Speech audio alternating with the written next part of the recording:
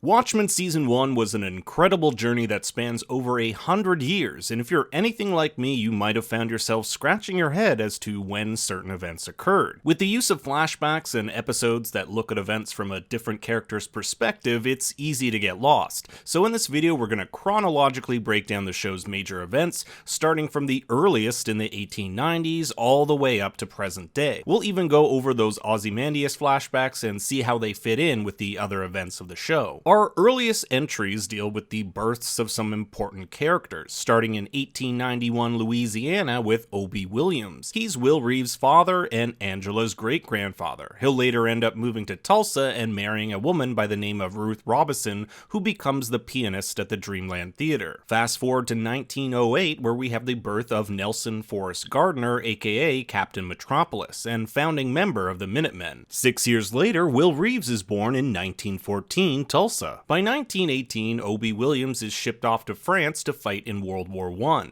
It's here that he keeps hold of a German propaganda flyer made to dissuade the African American forces from fighting against the Germans, considering how poorly they're treated by their country. He keeps this flyer, which Will later takes and holds on to for over 100 years. In May 1921, the Dreamland Theater premieres the Bass Reeves film Trust in the Law, the same film young Will watches a week later on May 31st during the Tulsa massacre, a real-life event which saw, according to a 2001 state commission, anywhere from 30 to 300 deaths over a 2-day period. August 14th, 1929 sees the birth of John Osterman in Germany, the man who will later become Dr. Manhattan. 7 years later, in 1936, he and his Jewish father, fearing persecution in Germany, flee to England, where we meet the inspiration for Phillips and Miss Crookshanks at their manor. This refuge will later become a huge influence in Manhattan's creation of life on Europa. 1938 is a big year for Will Reeves. He graduates from Police Academy in New York and,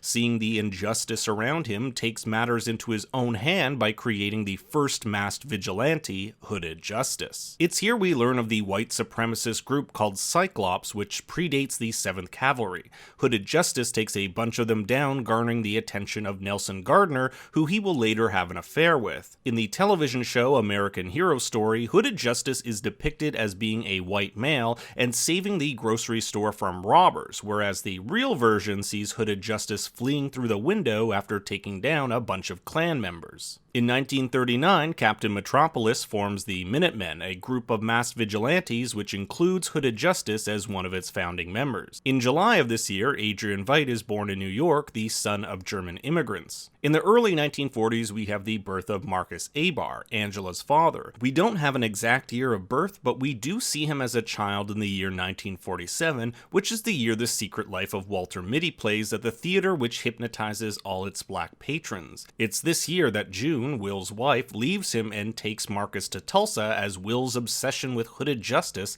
has taken too much toll on the family. 1949 sees the birth of Laurie Blake, the daughter of Edward Blake the comedian and Sally Jupiter, both original members of the Minutemen. 49 also happens to be the year the Minutemen disbands, according to Peteypedia, for reasons which includes tragedy, acrimony, and other factors.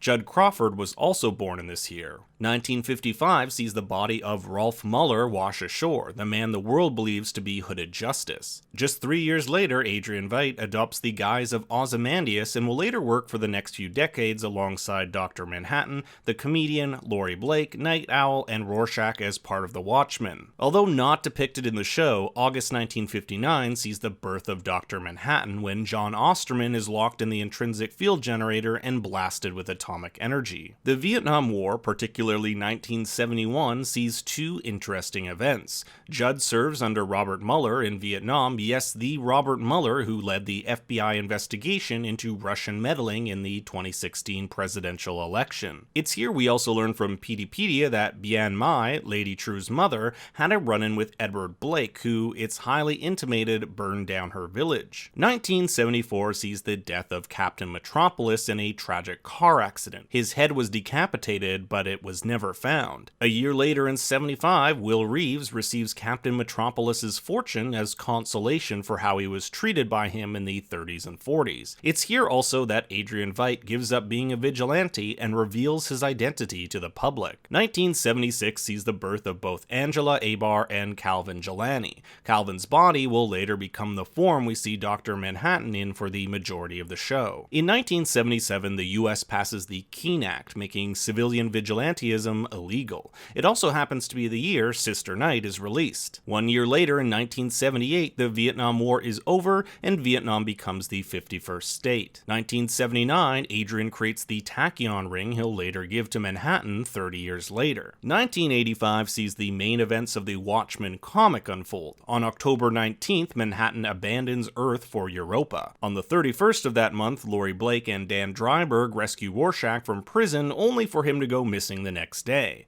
November 1st, Adrian records his video to future President Robert Redford in his Antarctic lab while Bian inseminates herself with Adrian's semen. The next day, on November 2nd, the Dimensional Incursion event occurs, the giant squid attack devised by Adrian to unite the world against a common enemy. It's here we also see part of Looking Glass's origin story as he witnessed the event firsthand at the beginning of episode 5. 9 months later, in August of 1986, the smartest woman in the world, Lady True, is born. And a year after that, in 87, an 11-year-old Angela Abar witnesses the death of her parents via terrorist attack in Saigon. Sometime later, she's met by her grandmother, June, who wants to take her back home to Tulsa, but she dies of a heart attack before that can happen, leaving Angela in Saigon, where she'll later take after her grandfather by becoming a police officer. 1992 sees the election of President Redford winning over Richard Nixon, who had held office for 24 years. His campaign was largely financed by Adrian Veidt. In 1993, President Redford will receive Adrian's video informing him that the 1985 squid attack was a hoax. It's Adrian's hope that he and Redford can work together to make the world a better place. Laurie Blake and Dan Dreiberg find themselves in hot water in 1995 when they're arrested for violating the Keene Act, an arrest which lands Dan in jail and Laurie having to work for the FBI's anti-vigilante task force. In the year 2000, at the age of 15, Lady True graduates from university with PhDs in astrophysics, nuclear fission, bioengineering, and nanochemistry. In 2007, we get our first look at Nostalgia, the drug. However, Nostalgia was previously the name of Adrian Veidt's cosmetics line that dates back to the 70s. Nostalgia would later be banned after widespread misuse and addiction. This is also the last year Adrian Veidt was seen in public before he retreated to Karnak. This is also the rough estimate of where young Bian was born, the clone. Now, we don't exactly know how Bian was cloned, if it was a normal birth or maybe some sort of device.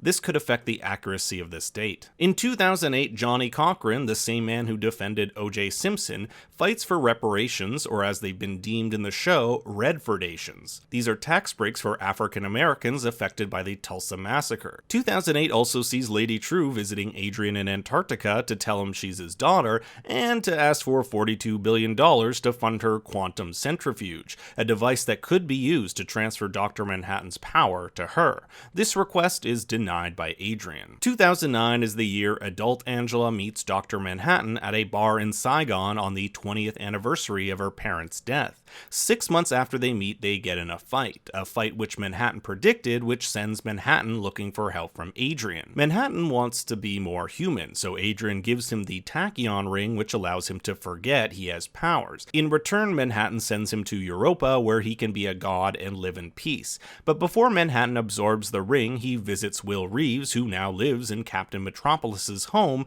and divulges his entire plan for the next 10 years, a plan that will shape all the events going forward. With plans now in motion, Angela places the ring in Manhattan's forehead, essentially giving him amnesia, and they venture to Tulsa to start a new life together. 2010 sees Lady True launching Voyager probes into space, the same type of probe that Adrian will later come into contact with on Europa. It's here we begin the Adrian saga. Every episode of Watchmen, with the exception of episode 6, features a segment of Adrian's life on Europa, each of them spaced 1 year apart, judging by the anniversary candles we see on his cakes. The first year is basically an introduction to his life here. He rides his horse, writes a play, eats a cake, and is also given a horseshoe, which is a setup for his eventual escape 9 episodes later. 2011 is year 2 on Europa. Phillips and Crookshanks perform a play about Dr. Manhattan, which Adrian wrote over the past year. 2012 is year 3, where Adrian catapults Phillips outside the sphere.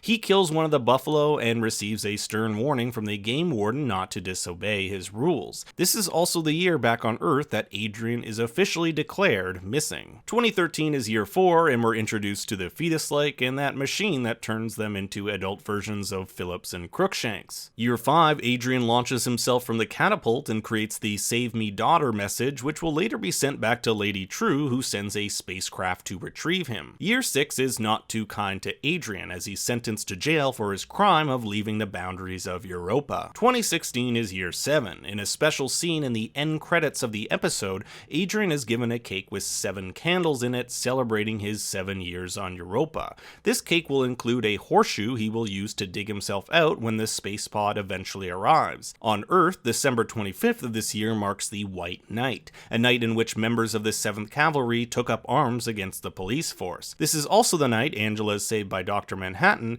and the night where one of Senator Keene's cavalry members is teleported to Gila Flats, New Mexico. This event alerts Keene that Manhattan, who's the only one who can teleport others, is somewhere in Tulsa, and sets in motion his plan to transfer Manhattan's powers to himself. The White Night is also the catalyst for Angela becoming Sister Night. 2017 marks Adrian's escape, which coincidentally lines up with the year Lady True takes over Veidt Enterprises. He begins his 2-year-long journey in cryo back to Earth. It's here the Defensive Policeman Act is passed, which sees officers having to mask up to keep their anonymity, a direct result of the White Night. In 2018, Judd becomes the Tulsa PD Chief of Police, and it's around this time, according to a 2018 PDpedia article, that groundbreaking on the Millennium Clock begins. Now we have September 2019, where the main events of the show take place. I won't go over all of them since I have detailed episodic breakdowns for each episode you should really check out, but it ends in late September with True's demise, Manhattan nowhere to be found, and Angela about to see if she can walk on water. The last entry is October 2019, and it can only be found on PDpedia.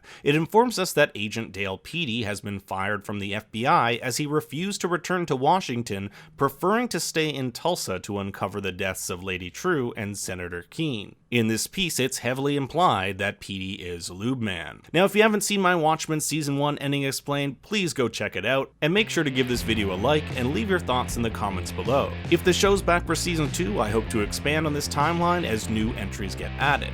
Check out my Twitter at ThinkStoryYT, and until next time, remember, Daddy loves you very much.